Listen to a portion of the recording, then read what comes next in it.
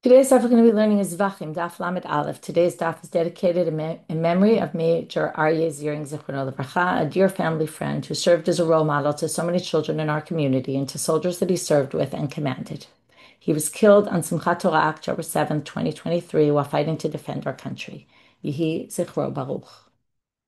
We are so relieved to hear about the release of all the live hostages. We are anxiously awaiting the return of the bodies of the remaining hostages.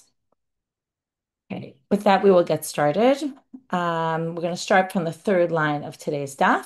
Today, we're going to be dealing mainly with the end of the Mishnah, which was on daf Kaf. Go back for a second, Kaf Tet. Okay, and the daf Kaf Tet and bet we started this Mishnah. It was a pretty long Mishnah, and at the end of the Mishnah, it starts combining different things. Which things combine, which things don't combine. Now, again, in order to have something pigul, you have to have a thought, a machshava, about eating the meat or burning something on the altar. Now, when you have that thought, it has to be about a requisite amount. If you don't, just like most halachot, there's a requisite amount for everything. So if you think I'm going to eat a teeny bit of the meat tomorrow, it doesn't matter because that's not enough to create a pigul situation. So therefore, the Mishnah discussed, what if you have a thought of half a kazayit I'm going to eat tomorrow and half a kazayit I'm going to eat outside of its place. So that will disqualify the korban because both of those half an olive bulk join together to make a complete olive bulk. However, it's not going to be pigul because one is machshava chutz lizmano and one is mikomo, and altogether you don't have a kazayit, an olive bulk of chutz lizmano, which makes it karet. Remember, there's if it's chutz lizmano, it's pigul and it's karet, and if it's chutz limkomo, well, we might call that pigul. They also really call it pasul. It just disqualifies the korban. It doesn't have the karet associated with, again, with what? With eating the meat, if you would eat the meat later. So now we're going to have itmar. And then we have this whole debate between Rabbi Yehuda and the rabbis.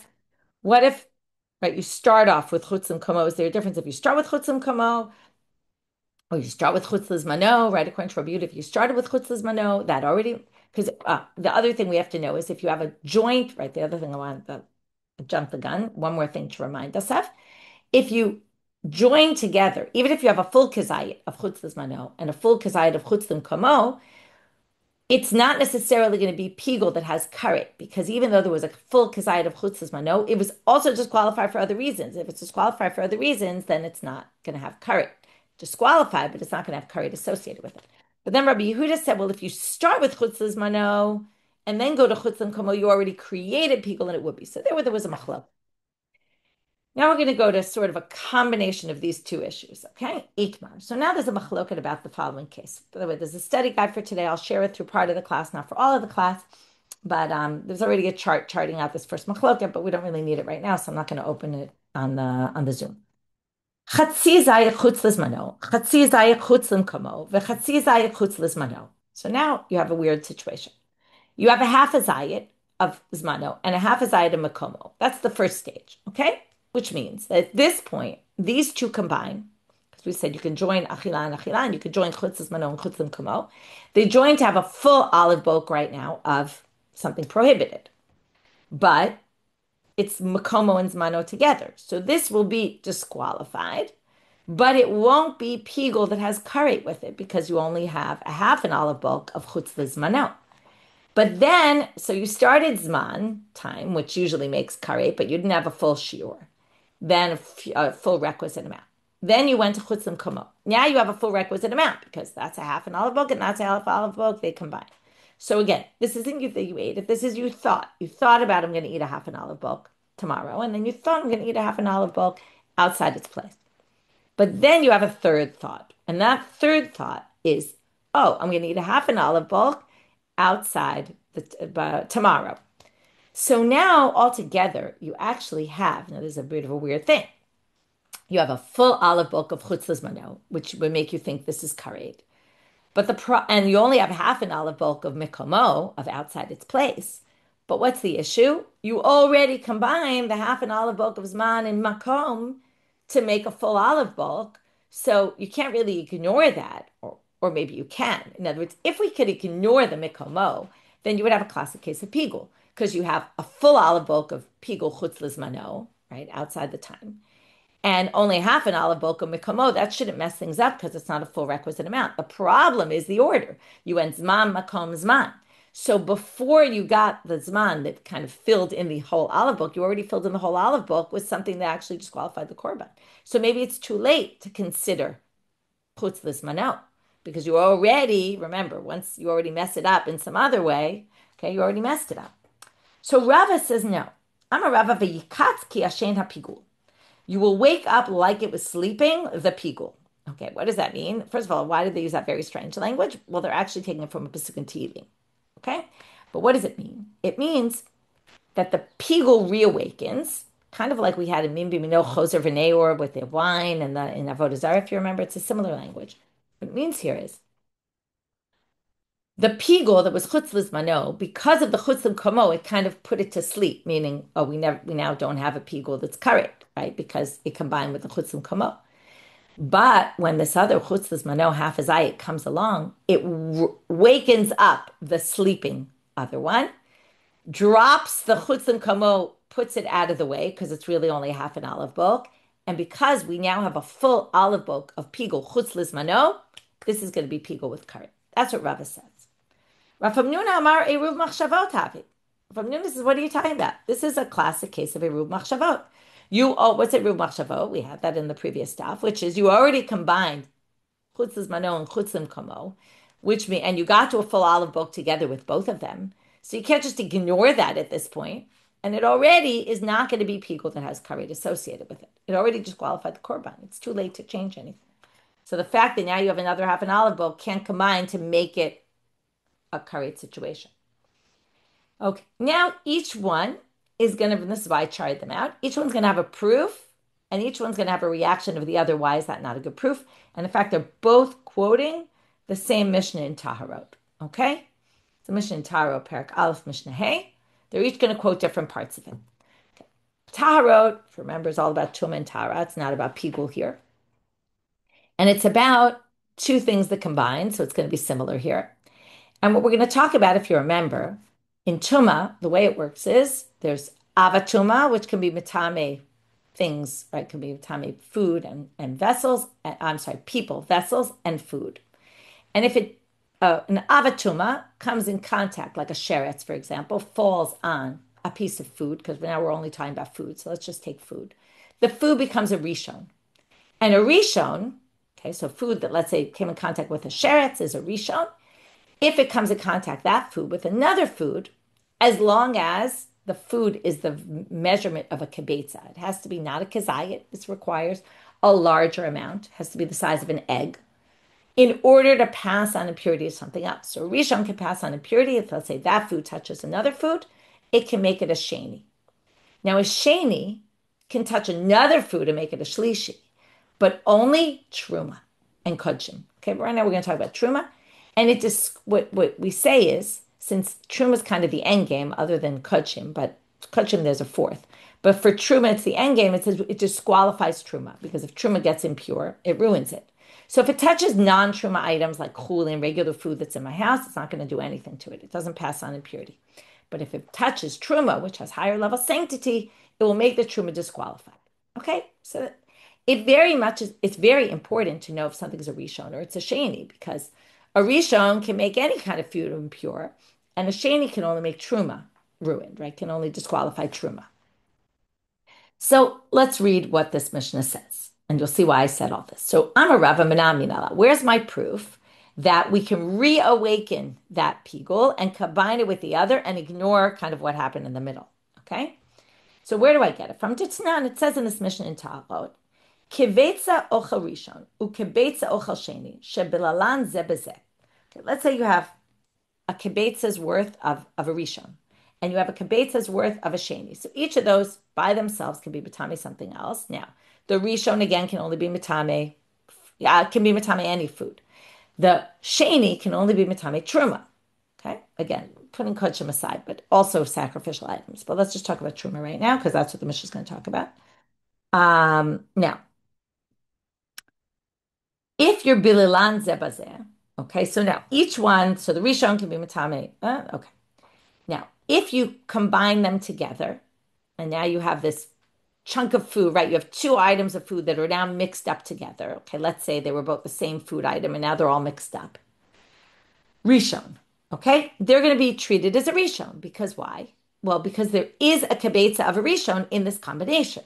So makes sense. We'll treat the whole thing as a Rishon because if those food items touch something else together, right? Let's say it's a, I don't know, let's say it's a dough, okay? So if now we have a gigantic batch of dough, there's still a kabetza of Rishon in there. So it's going to make a Rishon. We ignore the sheni. Still can, but if you now split it in half, now we don't know which is the Rishon, which is the sheni. So at this point, we have a combination which presumably has less than a kabetza of a Rishon in it, and less than a kabetza, right? We basically have a kabetza and a kabetza. Each is a combo of a Rishon and a sheni. So at this point, zeh sheni v'zeh sheni. Each separate batch of dough is going to be treated like a sheni because there's not enough of Rishon in it to pass on impurity to a chulin item. Now, they're going to infer something, but then we're going to see that they didn't need to infer because it actually says it explicitly in the Mishnah. But from here, you can infer, ha chazar v'irvam. What if you then put them back together? Now, here's the key.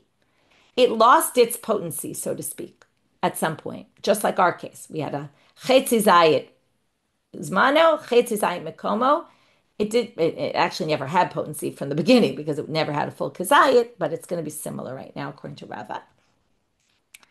And then you brought in the zmano after. So let's say after you put that two batches of dough, you bring them back together.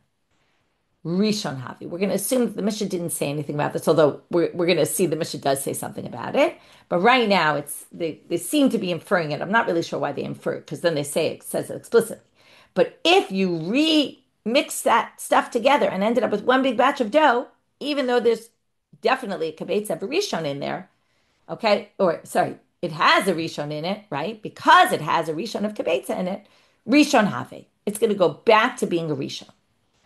And only when they're split up, only when they're divided are they sheni each dough. But once it gets back together, it goes back to being a rishon, right? And that's my point, says Rava, because once the chutz lizmano, we have a full kazayit of chutz lizmano. That's very powerful, right? It doesn't matter that we had a half zayit of chutz l'mkomo. Half zayit of chutz l'mkomo can't ruin our full olive bulk of chutz lizmano, even though it came first. Doesn't matter because in the end, it's not even a full shiur.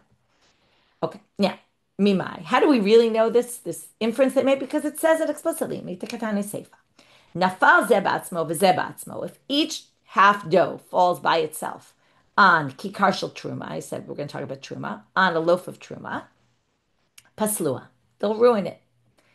Naflush nehem ke'echat asu shniya. But if they both fall together on that batch on that loaf of bread, they will make it a shniya, meaning it's a rishon. Okay, so there the Mishnah says it explicitly. So Rav says that's my proof. Even though it kind of went to sleep, right, and they split up and they didn't have the potency they had before, when they come back together, it's as strong as it was before and it works. So likewise, in our case, when we put the chetzi zayit and the chetzi zayit of the chutz lizmano together, and all you have working against it is a not full requisite amount of something else, right? It's not going to ruin it. Okay, so comes Rav Hamnuna and says, what are you talking about? They're not comparable. And maybe you thought of this while I was saying it. Maybe you didn't. But Rav Hamnuna says, Hatamika shiura, hachalika shiura. That's a very different case. That case started out very different than our case started. Our case started with a half an olive bulk of chutz lizmano. That's not pigul. It then comes in contact with chutz l'mkomo, which now really makes it not pigul, right? Again, it's disqualified. You could call it pigul, but it doesn't have karet because it's a chutz lizmano and a chutz l'mkomo that join together.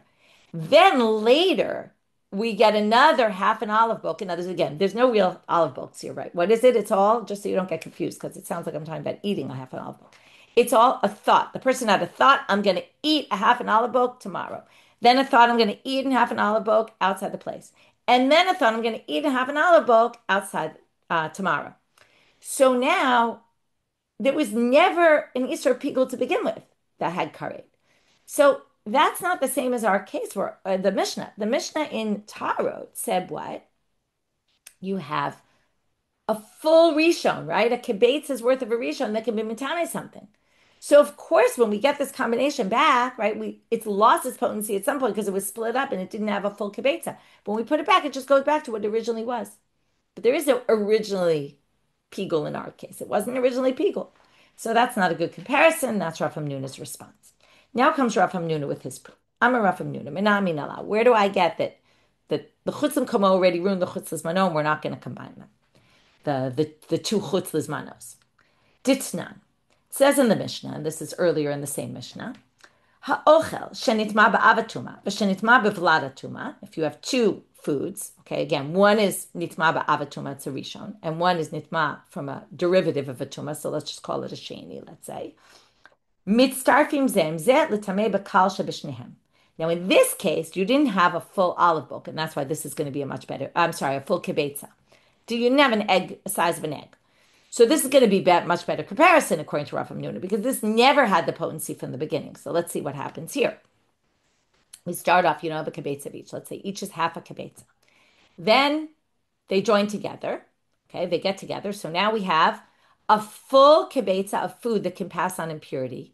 But since part of it is a rishon and part of it is a sheni, what do we say? It's like when you get 50% off, right? But you're going to get it off the cheaper item, right? When you buy two things, we're going to go buy the cheaper one. So it's like that. So we're going to say, well, it doesn't have the potency of a rishon. We're going to call this a sheni right now. Now, okay, that's all it says. But what does he infer here? It sounds like my lav afagav dahadar. It sounds like this doesn't have the potency to be a rishon ever, even if later on, another batch of dough, let's say, comes in that's a half a kibetza and it's a rishon. It's not going to be able to combine because we already weakened that rishon and treated it like a sheni.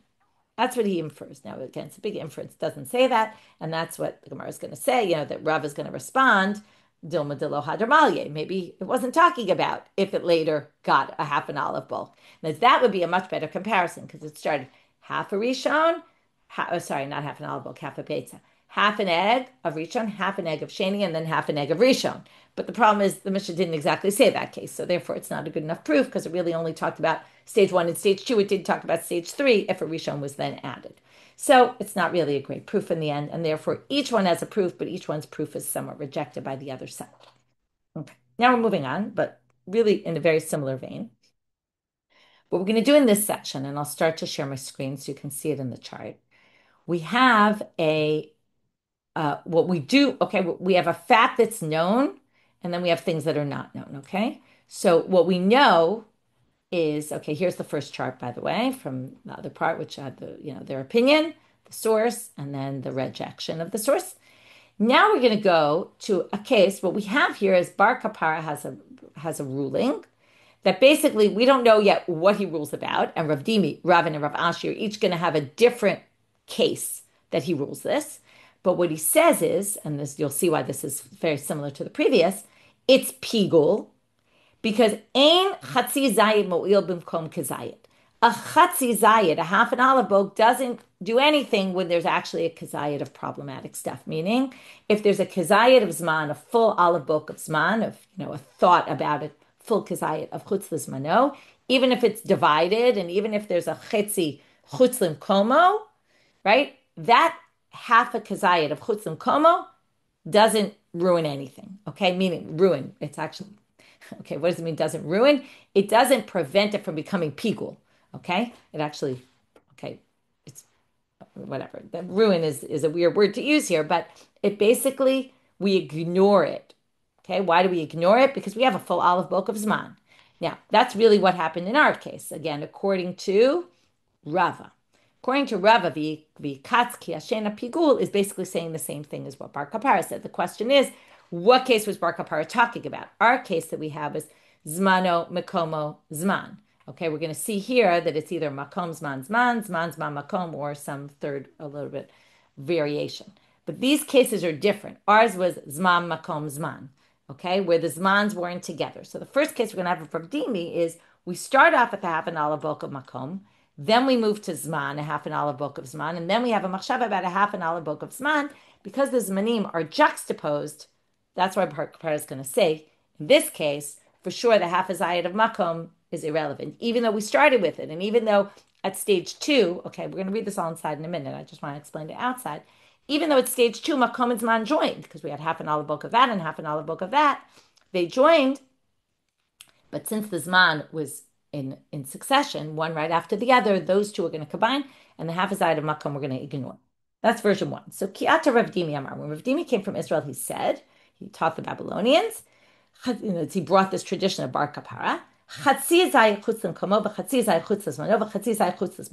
what I just explained, right? We start off the person had a thought, I'm going to eat a half an olive bulk outside the place. And then had a thought, I'm going to eat in half an olive bulk tomorrow. And then had a thought, I'm going to eat half an olive bulk tomorrow. So because the zmans are together, Tane bar kapara, pigul, and chatzi zayit mo'il b'mkom kazayit.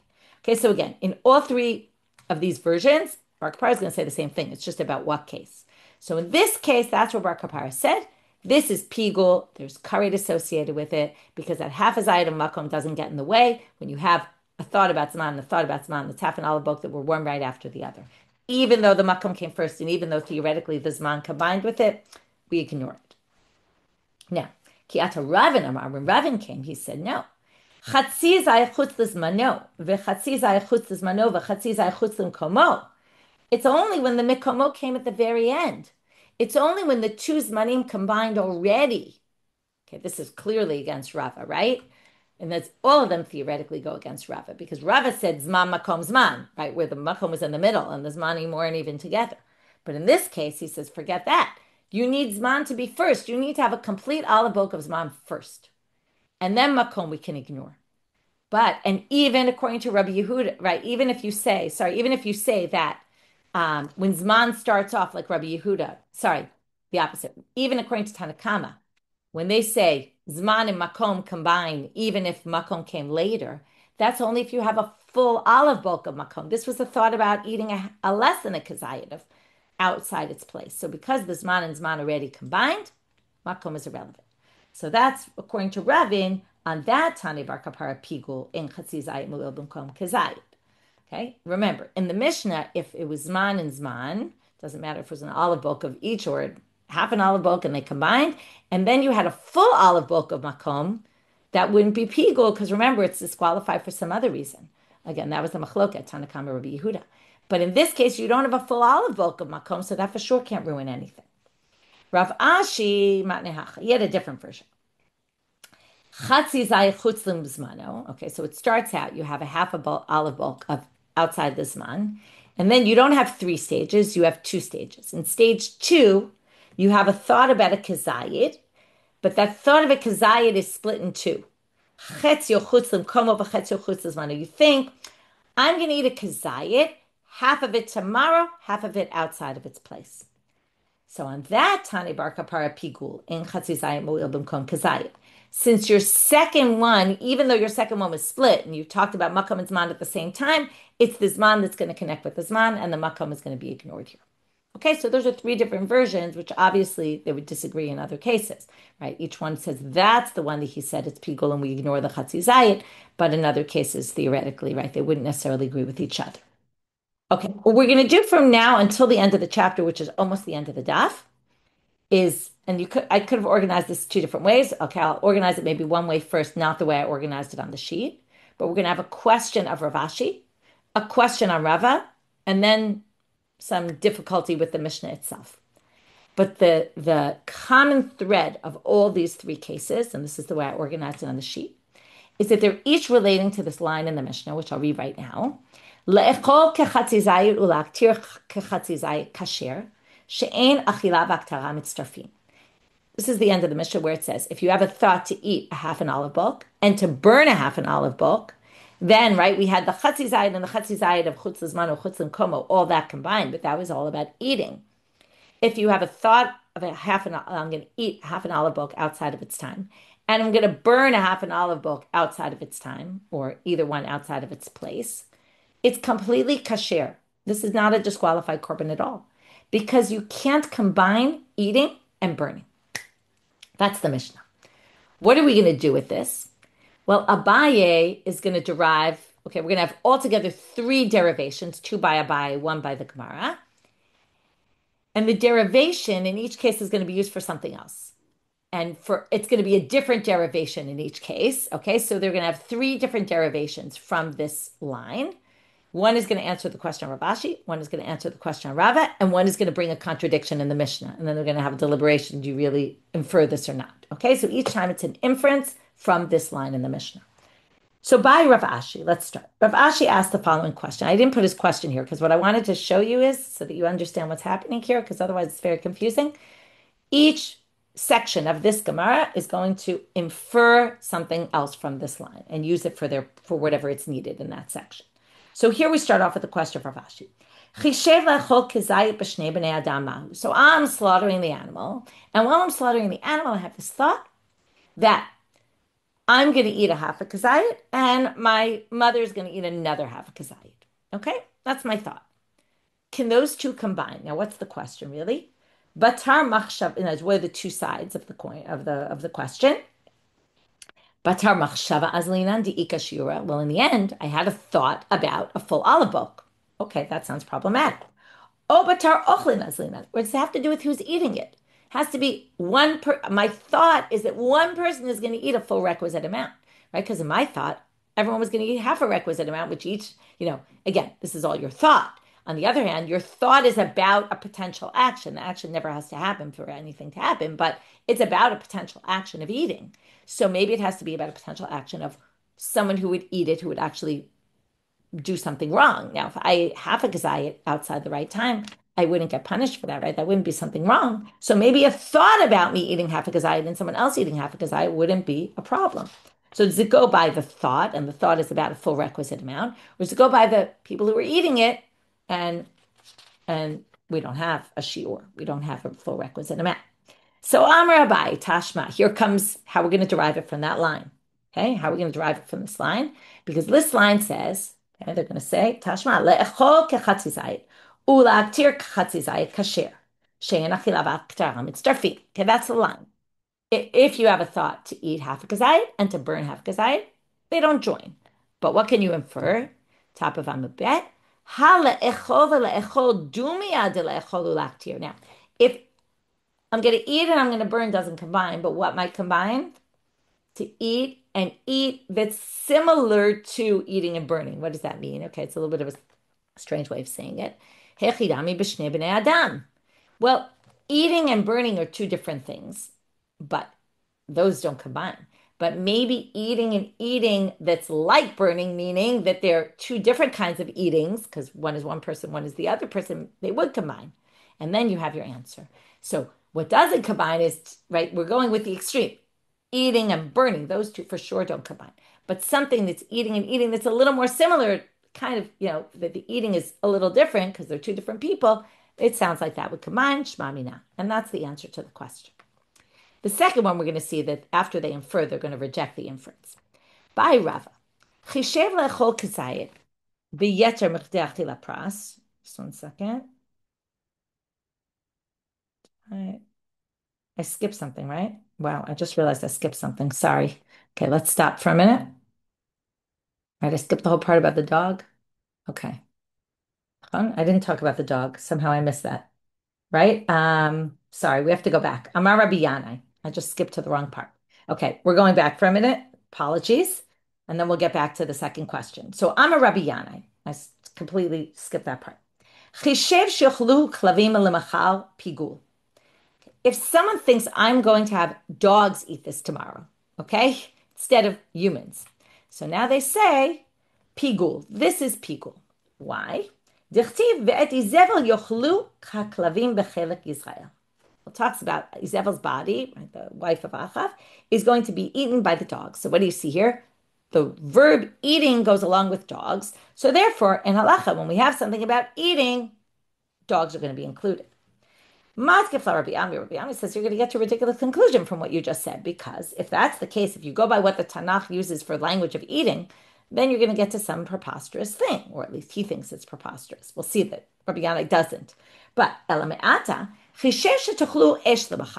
if you say, I'm slaughtering this animal on the with the thought that tomorrow this will be burned by a fire, not on the mizbeach, just stam. It's going to be eaten by the fire. Now, Remember, we said that achila could be consumption. It'll be consumed by a fire. But I use the language of achila, not haktara, right? Which achila and haktara for sure don't combine. But I have this thought it's going to be eaten by a fire. What, you think that's going to work? That's going to be pigul? Of course not. That's not eating. Okay, and yet, dichtiv, it says in the pasuk, tochlu esh lo nupach. This pasuk that you uses the language of achila with fire. So it uses achila with dogs. What we're going to say that's, right? We're talking about eating of humans, not eating of fires and not eatings of dogs. Hachinami, the pigul, what you're going to say that's pigul? V'chitem hachinami, and if you want to say that's pigul, I'll prove to you it's not. Because hatznan, and everything's going to prove from our Mishna, from the sentence we've been talking about. Eating doesn't combine with burning, so can't be that achila. If you use anytime it uses the verb achila, that's going to be pigul, because then you could say it about fire, and it says in the Mishnah, Torah burning doesn't work. So comes either Rabbi Yanai or someone to defend Rabbi Yanai and says, "What do you mean? I actually think you're right. What you think is preposterous, I think is true." If you say that it will be burned by a fire, it won't work. But if you say it will be eaten by a fire, that's eating, and that will work. So right, the Mishnah the eating and burning can't go together. If you use that verb, I'm thinking I'm going to eat a half an olive bulk, or I'm going to burn a half an olive bulk outside the time. Those can't combine. But if you say I'm going to eat a half an olive bulk, and the fire is going to burn a half an olive bulk. The fire is going to eat a half an olive bulk tomorrow. Eating and eating could combine, and therefore I think eating by a dog will be eating. Okay, so that there we have a debate there whether or not that works. Okay, back to where we were before. I'm sorry that I got confused there. I'm on the third line of Lamed Aleph Amud Bet by Rava. Okay, now you have to learn something, which is something we learned back in Masechet Brachot, and it comes up in other places. When we talk about eating, and let's say for benching, for Birkat Hamazon, how much do you have to eat? You have to eat an olive bulk in order to bench, but you also need to eat it within a certain time frame. If it takes you if you're a really slow eater, it takes you a really long time to eat, that olive bulk, you're not obligated. That's not considered that you ate a kazayit. So if you ate a kazayit, and the shiur is called bechdei achila pras, it's the amount of time it takes to eat a half a loaf of bread. That's in halacha. Some people say 4 minutes, some people say 9 minutes. There's different opinions exactly how long it is. So let's say you had a thought about eating a kazayit tomorrow, okay, but in a time span of 2 hours, okay? Let's say that's my thought, or in a time span of, anything more than 9 minutes, okay? So biyeter michdei achila pras mahu.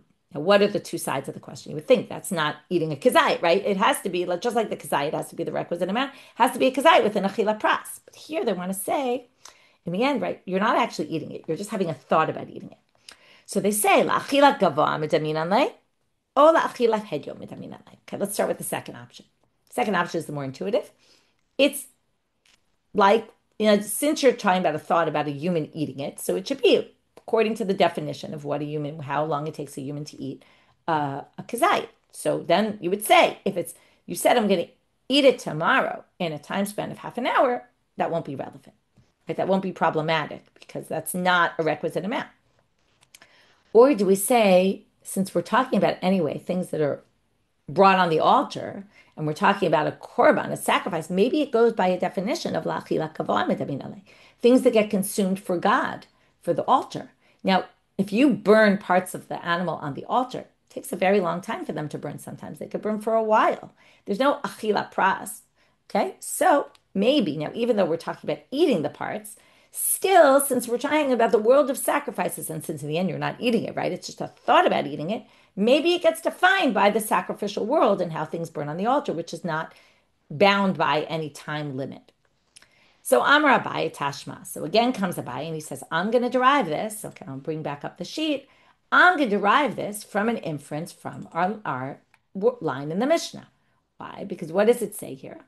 Le'echol kechatzi zayit, ulaktir kechatzi zayit, right? That's kasher because achila and haktara don't join. Okay, so what's his derivation? Tama de le'echol ulaktir. Ha le'echol ule'echol dumya de la'aktir. Okay, this is similar but different than what he said before, but it's the same idea. of eating and eating in a way that's similar to eating and burning would work, what would that be? Well, if eating similar to burning means there's no time frame. Because burning has no time frame. So therefore, eating and burning don't combine, but eating and eating in a way that's like burning, which means even if it's for over a long period of time, a thought about eating it over a long period of time would be problematic. To which the Gemara rejects this and says, Dilma behesek gadol. No, what do you mean? Burning, if you had a huge fire, you could burn things super fast.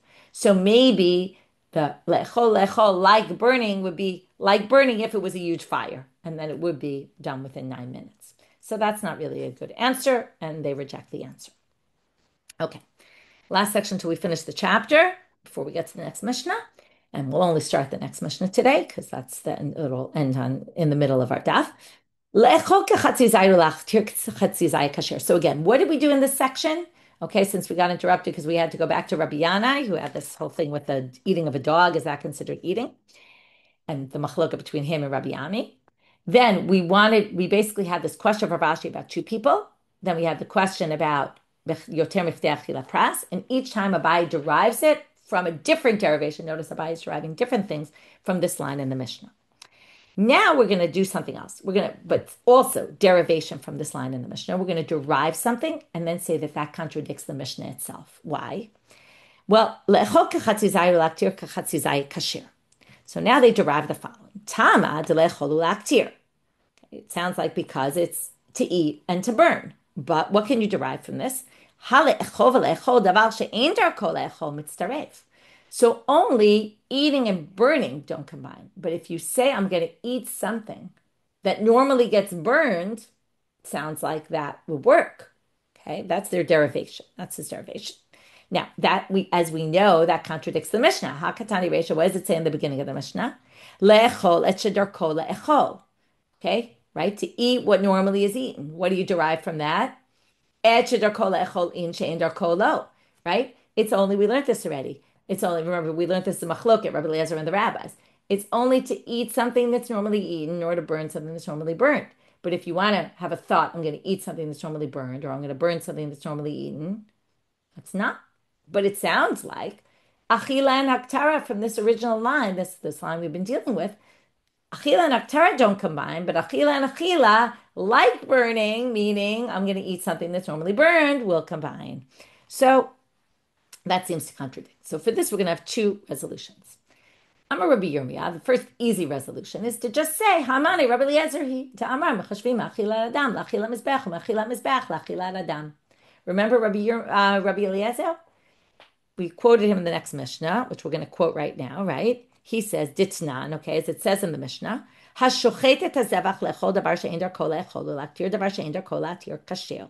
Right? They don't combine at all, right? That's totally fine. Rabbi Eliezer posel.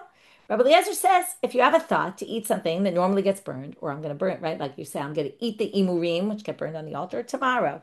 Or I'm going to burn the food that I'm supposed to eat tomorrow on the altar. So according to the rabbis, that's not pigul. And according to our Mishnah, right? The line in our Mishnah that said, lechol chedarko lechol, it doesn't even disqualify the korban.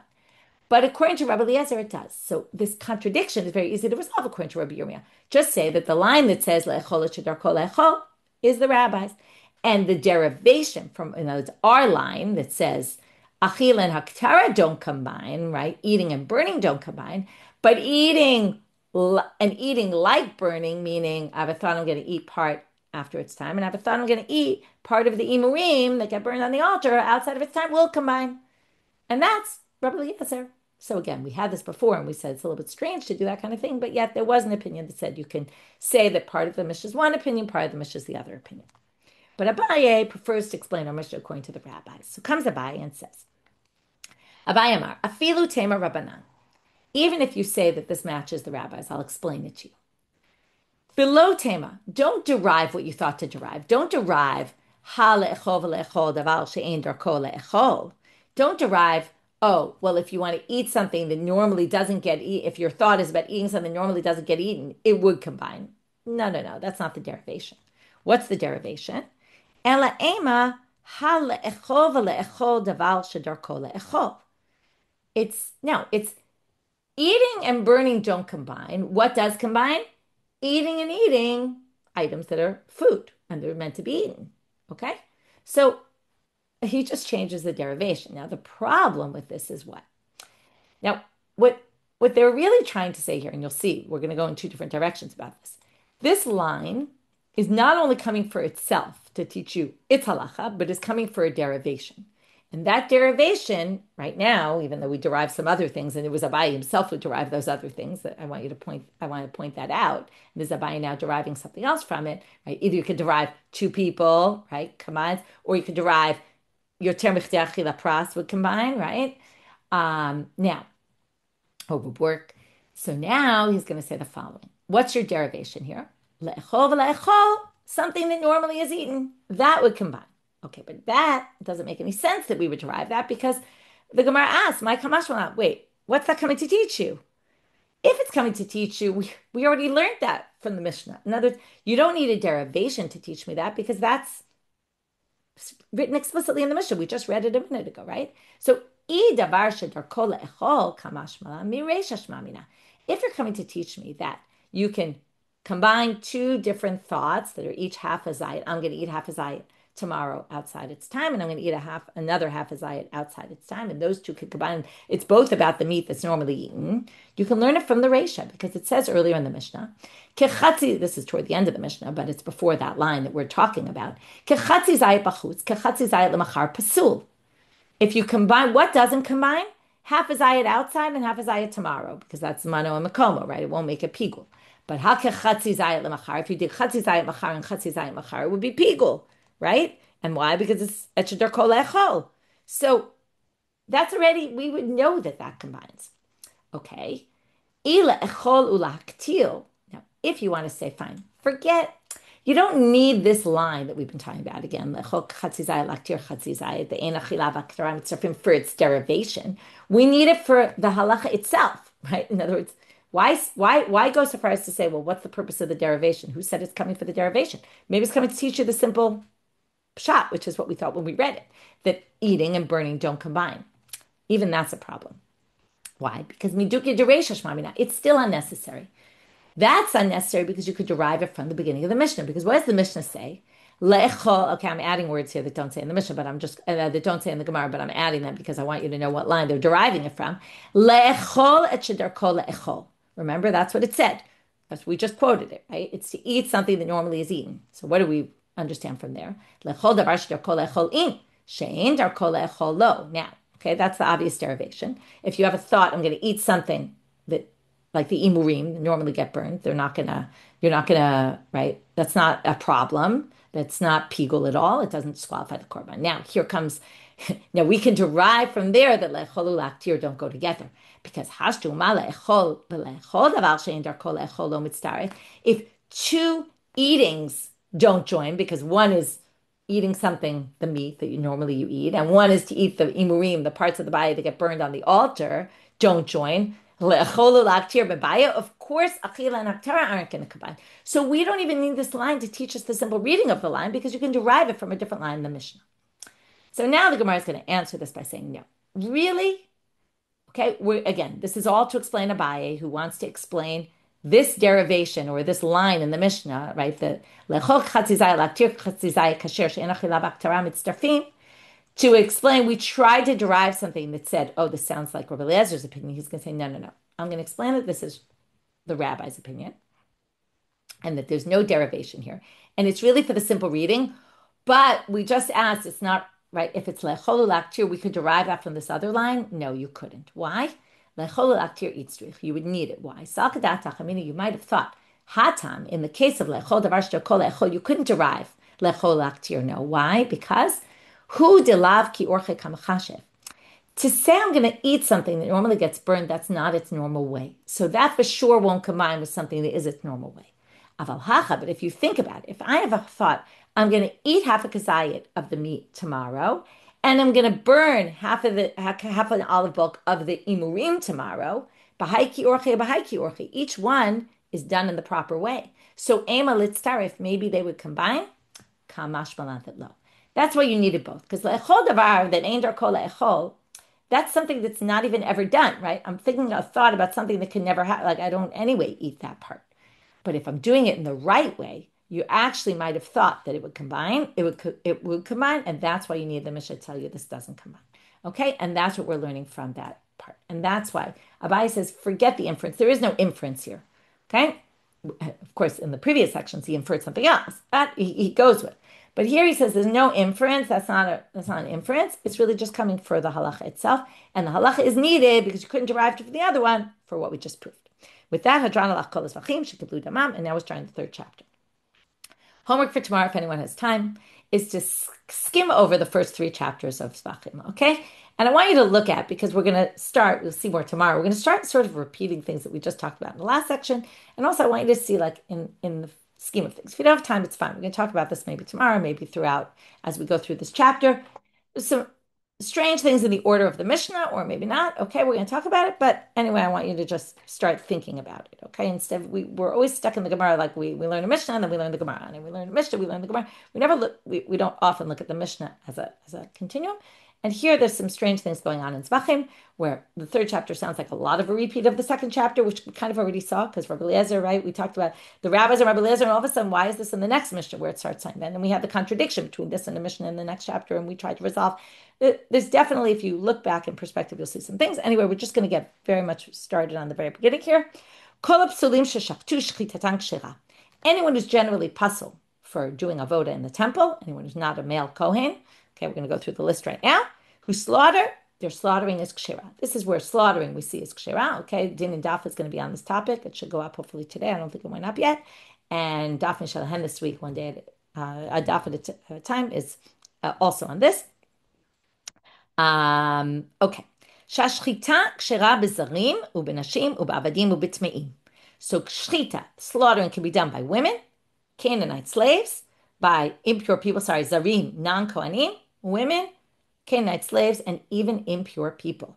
And even kodshim, even high-level sanctity. Now, they just have one caveat here.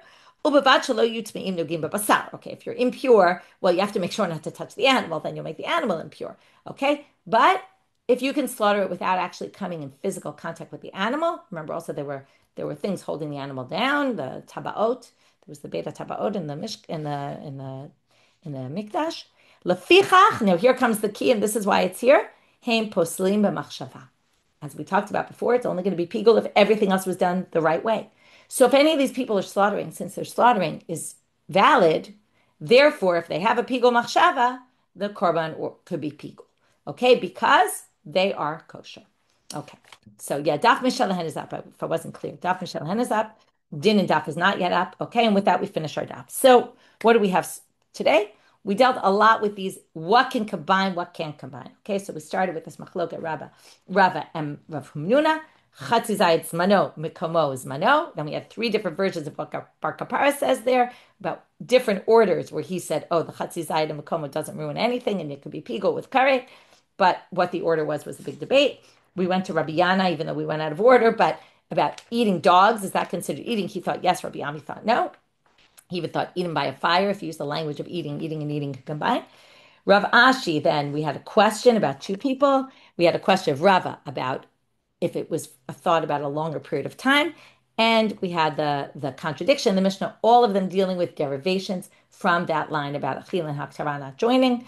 And, the derivation of the third section basically was a contradiction, created a contradiction to which we basically either said, well, one is Rabbi Eliezer, one is the rabbi, so there's no contradiction, or that's how we resolve the contradiction, or we said basically that there's no derivation. Okay, and that just took us a little while to figure out how we can explain it that way, but there's no derivation. And then what's it coming for? It's needed to teach us the following, okay, about Achila and Aktara, and why do we need it? We had to go prove why we need it and could derive it from an earlier section. And then we ended with who is kosher to slaughter the animals of the sacrifices. And with that, we finish for today.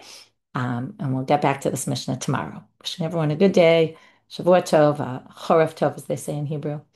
And hoping for complete B'sarot Tovot. B'karov.